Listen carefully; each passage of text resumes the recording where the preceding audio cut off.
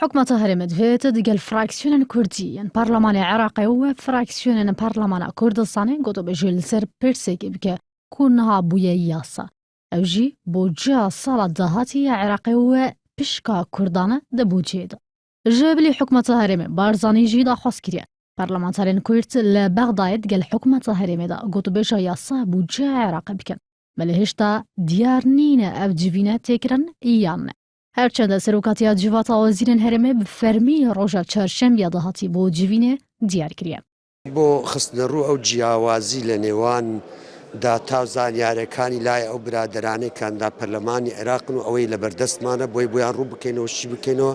کە جیاوازەکەی چەندە ئەوەی کە ئێستا ئێمە دەیکەین و ئەوانەوە پێشنیاریان کردووە. ئێمە یاساکەی ڕەت دەکەینەوە چکە شاستەدارەکانی حکوومەتی هەرێمی کوردستان لە یاسای بودجێ ساڵ 2017دا زۆر غەدرێکی گەورەی لێکراوە و هەموو دیارە.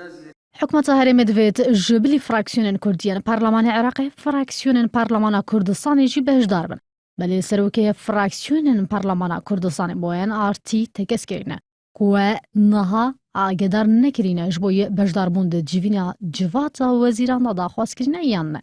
هفدام سروكي فراكسيون قران لبرلمان عراقي دبجا حكومة هرم بري جيفينا دا خواست دكي يا صابيرات كرن حكومة هرم بەر لەوەی کە کۆبنەوە لەگەڵ فراکسیۆنە کوردستانیەکان بکە بڕیاری یەکلاکەرەوەی خۆی داوە کە دەڵێ من ئەو پابەند نابم بە جێبەجێکردنی یاسای بودجێ 2017 عراق کە ئەمە لە ڕاستیدا هەڵوێستێکی نابەرپرسانەیە. ئێستا حکوومەتی هەرێم لە بەردەم دوو بژاردەدا نییە چکە بژاردەیەکی سوتاوە کە ئەوەیە کە جێبەجێ نەکات و لەسەر ئەو دۆخی ئێستا بەردەوام بێ. بژاردەی تری تەنها ئەوەیە کە دەبێ پابەند بێ بە یاسای جێبەجێکردنی بەجێبەجێکردنی یاسای بودجێ 2017.